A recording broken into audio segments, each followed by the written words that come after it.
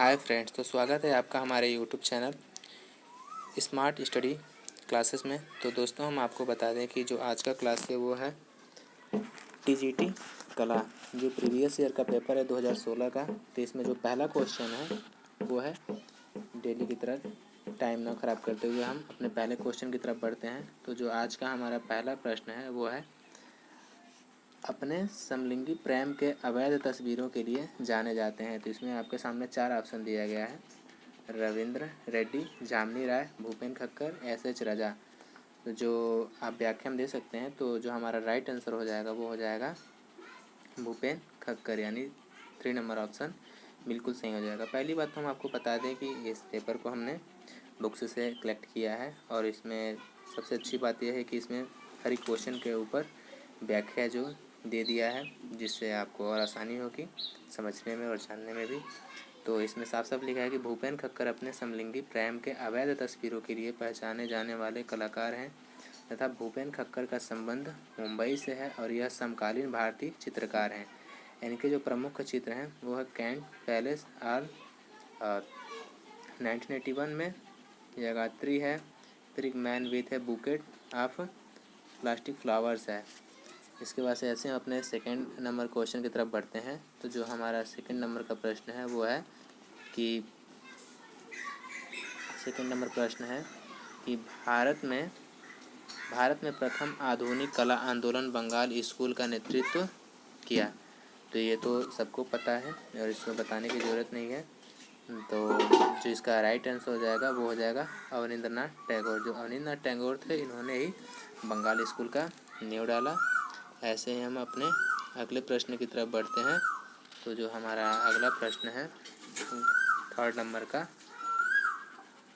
वो है, शांति निकेतन में स्थित उस कलाकार का नाम बताइए जो ज़्यादातर लेखनी और स्याही का उपयोग कर अपनी कृतियों में प्रभावशीलता हासिल करते थे। तो ये तो दोस्तों सबको पता होगा, जो थर्ड नंबर क्वेश्चन का है। तो इसमें हम आपको बता दें कि जो जोगेन चौधरी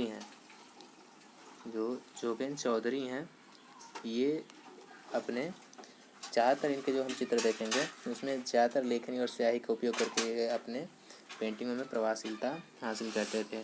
तो आइए इनकी थोड़ा व्याख्या भी देख लेते हैं। तो इनके व्याख्या में क्या है कि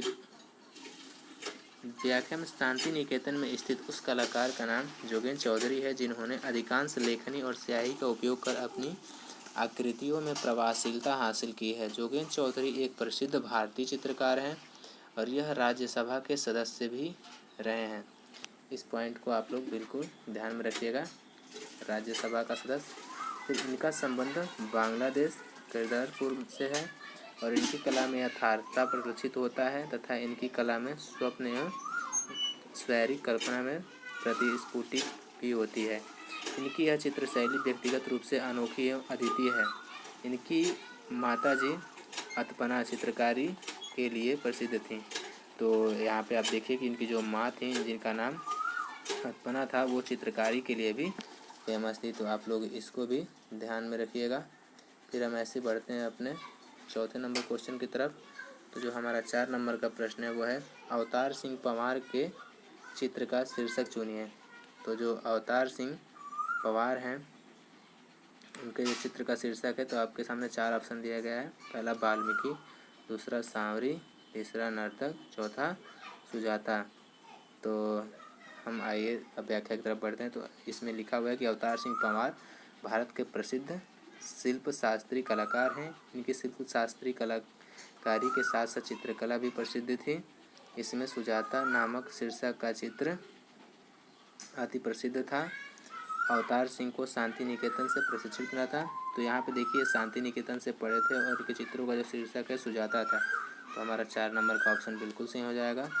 तथा इनके गुरु जो थे, गुरु इनके नंदलाल बोस हो जाएंगे। और अवतार सिंह पंवार के बोल्ड स्ट्रोक्स, यानी जो कलात्मक रेखांकन होते हैं उसकी बात हो रही है, प्रयास माना जाता है। उसके बाद हम अपने अगले क्वेश्चन की तरफ बढ़ेंगे। जो 5वें नंबर का प्रश्न है वो है, द स्क्रीम नामक सबसे प्रसिद्ध अभिव्यक्तवादी चित्र द्वारा चित्रित किया गया। तो एडवर्ड मुंच नॉर्वे एक अभिव्यंजनावादी चित्रकार हैं। जिन्होंने, दोस्तों इसका आंसर आप सबको पता है, और नहीं पता है तो हम आपको बता देते हैं कि इसका जो आंसर हो जाएगा वो हो जाएगा एडवर्ड मुंच। एडवर्ड जो मुंच है वो नॉर्वे अभिव्यंजनावादी चित्रकार हैं, जिन्होंने द स्क्रीम द क्राई नाम की प्रसिद्ध चित्रकारी के लिए ये प्रसिद्ध हैं। ऐसे हम अपने अगले क्वेश्चन की तरफ बढ़ते हैं। तो जो हमारा छठे नंबर का क्वेश्चन है वो है, और आइए अब एडवर्ड मुंच के बारे में कुछ और जान लेते हैं। एडवर्ड मुंच जो है अभिव्यंजनावादी इटली, जर्मनी और ऑस्ट्रिया से प्रादुर्भूत प्रधानता मध्य यूरोप की चित्रशैली है। इसका प्रयोग साहित्य, नृत्य, सिनेमा के क्षेत्र में भी हुआ है। चलिए अपने छठवें नंबर क्वेश्चन की तरफ बढ़ते हैं। कन्हेरी गुफा कहाँ स्थित है? तो हमारे सामने 4 ऑप्शन दिया गया है। तो जो हमारा राइट आंसर हो जाएगा वो हो जाएगा महाराष्ट्र में। तो दोस्तों जो कन्हेरी गुफाएं हैं वो मुंबई शहर के पश्चिम क्षेत्र में बसे बोरीवली के उत्तर में स्थित हैं। यह पर्वत चट्टान काटकर बना बौद्ध चैत्य है। हीनयान संप्रदाय का यह चैत्य, जो ये कन्हेरी है वो है हीनयान संप्रदाय से इसका संबंध है। चैत्य मंदिर आंध्र सत्ता से प्रायः अंतिम युगों में 2री शताब्दी अंत में निर्मित करवाया गया था। तो ये कन्हेरी जो गुफा है, पहली बात तो ये हीनयान संप्रदाय से संबंधित है और एक ही पत्थर को काट करके इसको बनाया गया है, और ये महाराष्ट्र में बोरीवली के उत्तर पश्चिम में स्थित है और ये बौद्ध धर्म से संबंधित है। ऐसे हम अपने अगले क्वेश्चन की तरफ बढ़ेंगे। हमारा जो 7वें नंबर का प्रश्न है वो है, निम्न में से कौन एक मूर्तिकार है? तो हमारे सामने 4 ऑप्शन दिए गए हैं। पहला तैयब मेहता, दूसरा रामकिंकर बैज, तीसरा सैयद हैदर रजा, तो चौथा जामनी राय। तो दोस्तों आप सभी को पता है कि जो रामकिंकर बैज हैं वो एक मूर्तिकार हैं, और रामकिंकर बैज एक आधुनिक मूर्तिकार एवं कुशल चित्रकार हैं। रामकिंकर बैज ने कला की शिक्षा शांति निकेतन भवन से प्राप्त की। इनके गुरु जो हैं वो हैं नंदलाल बसु को माना जाता है। और ऐसे हम अपने अगले प्रश्न की तरफ बढ़ेंगे। तो जो हमारा 8 नंबर का प्रश्न है वो है कि मिर्ज़ापुर की गुफाएं किस राज्य में स्थित हैं?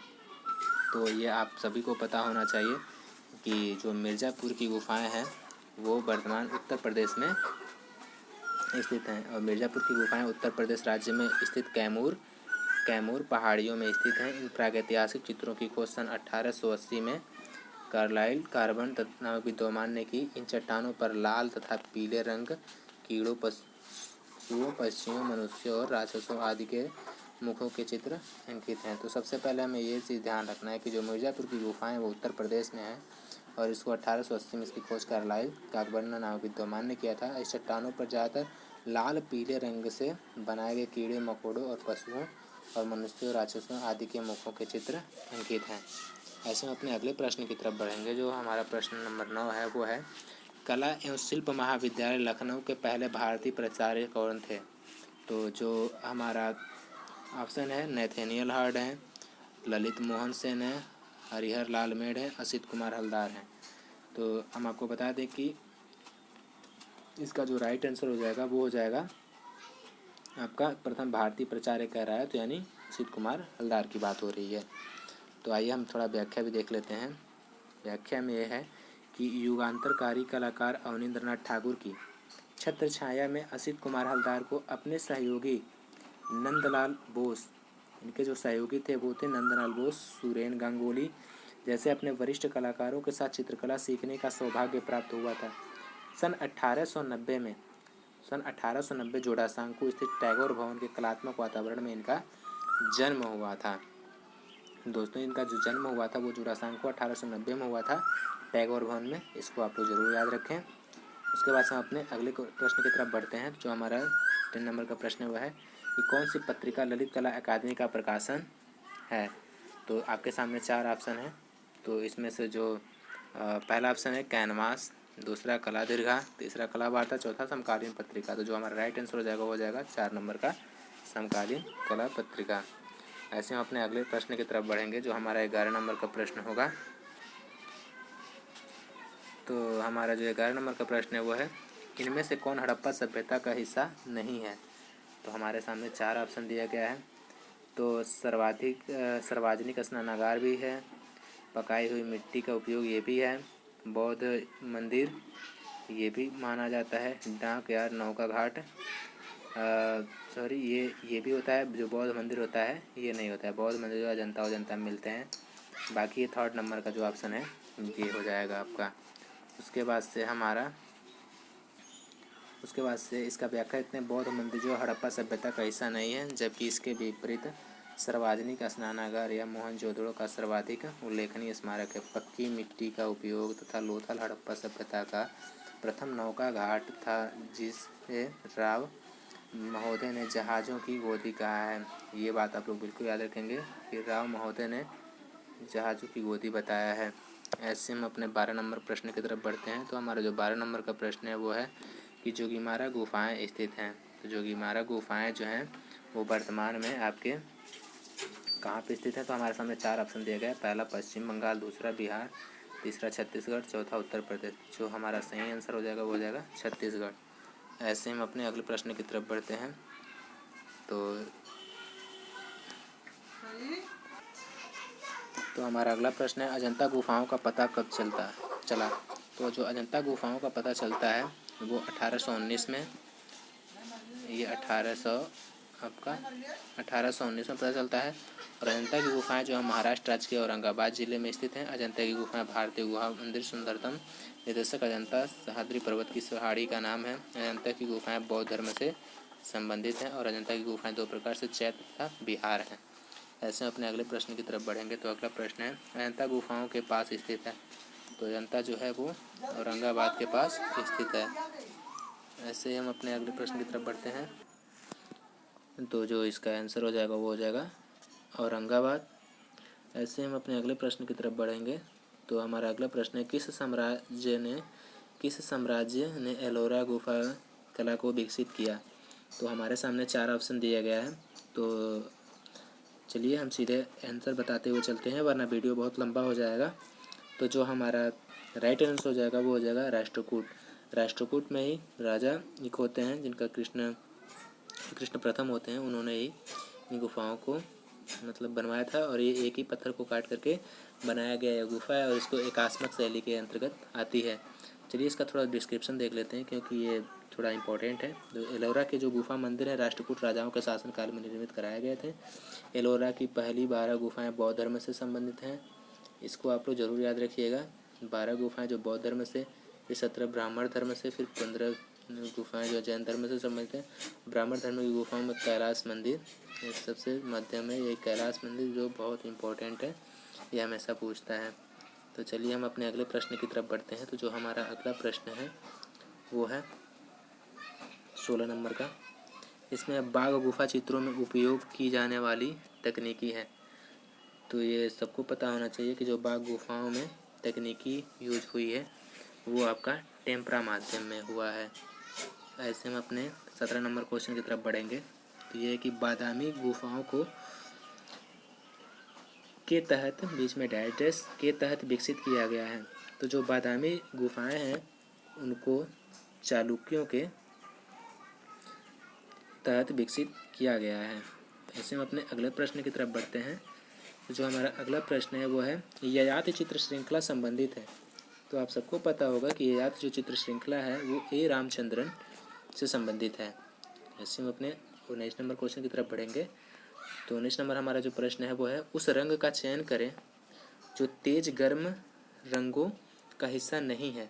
तो जो हमारा लाल रंग है ये भी गर्म रंग के अंतर्गत आता है, नारंगी भी आती है, पीला भी आता है। जो हमारा नीला है ये हमारा राइट आंसर हो जाएगा।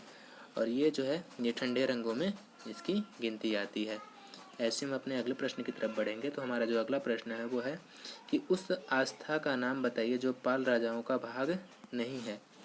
तो हमारे सामने 4 ऑप्शन दिया गया है। तो इसमें जो राइट आंसर हो जाएगा वो हो जाएगा श्वेतांबर।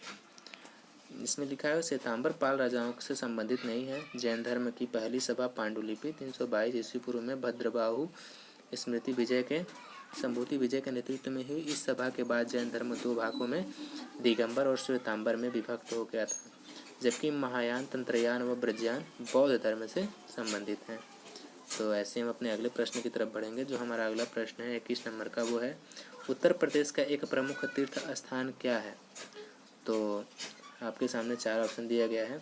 पहला गया, विंध्याचल, कामाख्या, केदारनाथ। जो राइट आंसर हो जाएगा वो हो जाएगा केदारनाथ। ऐसे हम अपने अगले प्रश्न की तरफ बढ़ते हैं। सॉरी दोस्तों, इसका जो राइट आंसर होगा वो हो जाएगा आपका विंध्याचल। उसके बाद से हम अपने अगले प्रश्न की तरफ बढ़ते हैं। ये अगला प्रश्न जो हमारा है, आरवी साखलकर हैं। तो जो आरवी साखलकर हैं वो कला इतिहासकार हैं।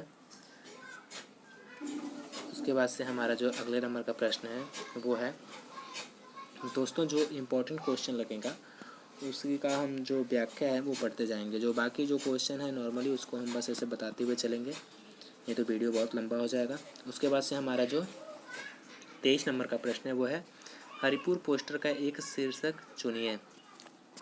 तो जो हरिपुरा पोस्टर है उसको ज़मीन जोतने वाला भारतीय किसान, और इसको बनाए कौन थे? तो ये नंदलाल बोस बनाए थे। उसके बाद से हमारा जो अगला प्रश्न है वो है, उस कलाकार का नाम बताइए जो शांति निकेतन के हिंदी भवन में स्थित भित्ति चित्रकारी के लिए प्रसिद्ध था। तो जो शांति निकेतन के भित्ति चित्रकारी में शांति निकेतन में हिंदी भवन के भित्ति चित्रकारी बनाए थे वो थे विनोद बिहारी मुखर्जी। उसके बाद से हमारा जो अगला प्रश्न है वो है, प्रसिद्ध किशनगढ़ चित्र राधा बनी ठनी का चित्रण किया है। तो जो राधा बनी ठनी का चित्रण किया है वो है निहाल चंद्र ने। उसके बाद से हम अपने अगले प्रश्न की तरफ बढ़ते हैं। तो जो हमारा अगले नंबर का प्रश्न है वो है 26 नंबर का, कि मुंबई लोकल ट्रेन का चित्र किसने बनाया है। तो हमारे सामने 4 ऑप्शन दिए गए हैं। तो जो राइट आंसर हो जाएगा वो हो जाएगा सुधीर पटवर्धन ने। ऐसे हम अपने अगले प्रश्न की तरफ बढ़ते हैं। तो अगला प्रश्न है, नीलिमा शेख की कलाकृतियाँ इनसे प्रभावित हैं। तो हमारे सामने 4 ऑप्शन दिए गए हैं।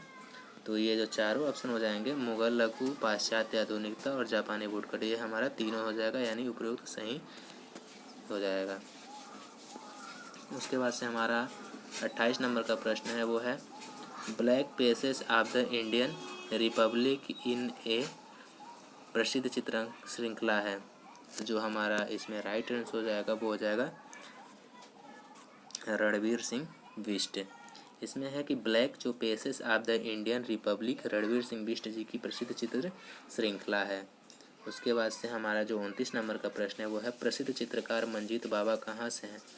तो दोस्तों ये सबको पता होगा कि जो मंजीत बाबा हैं वो आपके पंजाब से हैं। फिर हम अपने अगले प्रश्न की तरफ बढ़ते हैं। तो अगला जो हमारा प्रश्न है, रेड ऑक्साइड किस रंग से मेल खाता है। तो जो हमारा आंसर हो जाएगा वो हो जाएगा जला हुआ भूरा रंग, यानी 3 जो ऑप्शन है वो बिल्कुल सही हो जाएगा। उसके बाद से हमारा 31 नंबर का प्रश्न है वो है, अब्दुल रहमान चगताई संबंधित है। तो अब्दुल रहमान जो चगताई हैं वो आपके बंगाल शैली से संबंधित हैं। ये मुस्लिम नाम सुन करके आप इसको मुग़ल शैली ना पढ़ लीजिएगा। अब्दुल रहमान जो चगताई थे वो बंगाल शैली से संबंधित कलाकार हैं। उसके बाद से हम अपने अगले प्रश्न की तरफ बढ़ते हैं, 32 नंबर। तो इसमें लिया है कि अपने 2 चहेते कलाकार डेविड हाकनी और भूपेन खक्कर के साथ जेम्स ब्रांड के रूप में स्वयं को चित्र बनाने वाले कलाकार हैं। तो जो आपके सामने 4 ऑप्शन दिए गए हैं, तो जो राइट आंसर हो जाएगा वो हो जाएगा अतुल डोडिया। ऐसे हम अपने अगले प्रश्न की तरफ बढ़ते हैं। तो स्टैचू ऑफ यूनिटी किसकी कलाकृति है। तो हमारे सामने 4 ऑप्शन दिया गया है। तो जो राइट आंसर हो जाएगा वो हो जाएगा राम सुतार। फिर हम अपने ऐसे अगले प्रश्न की तरफ बढ़ते हैं।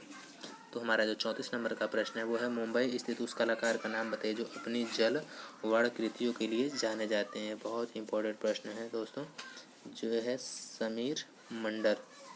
ऐसे हमारा अगला प्रश्न है, बद्रीनाथ आर्य के चित्र का शीर्षक चुनिए। बद्रीनाथ आर्य के शीर्षक का जो शीर्षक है वो है गंगा अवतरण।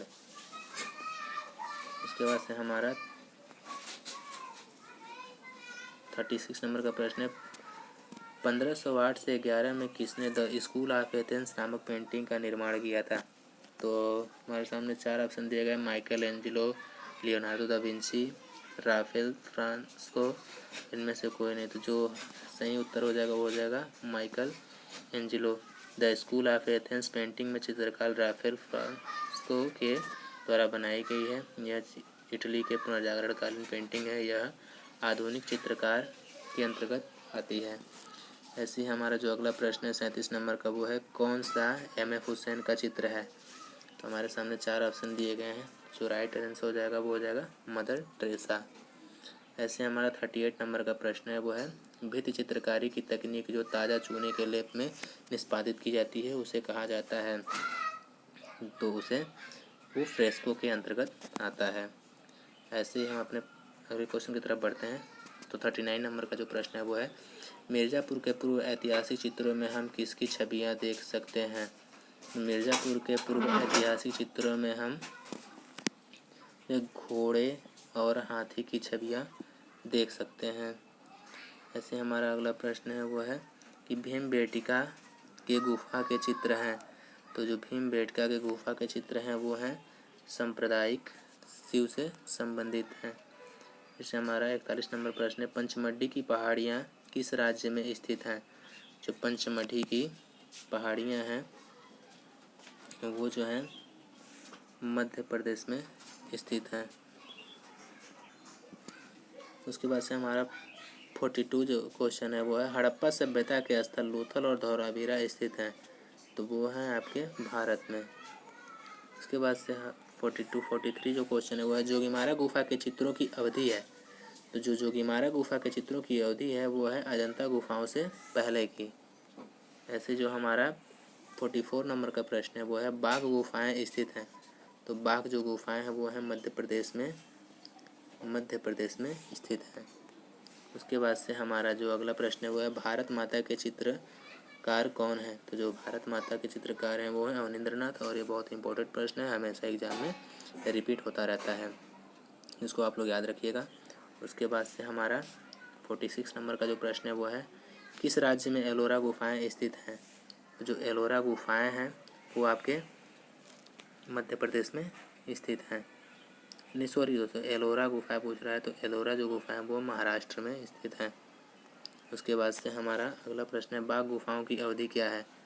तो दोस्तों इस विकल्प ये विवादित क्वेश्चन है, इसको हम छोड़ते हैं, आगे बढ़ते हैं। वो अगला क्वेश्चन है 48 नंबर का बादामी गुफा संख्या 1 की छवियां हैं। तो जो बादामी गुफा संख्या 1 की छवियां हैं वो नटराज के रूप में भगवान शिव की।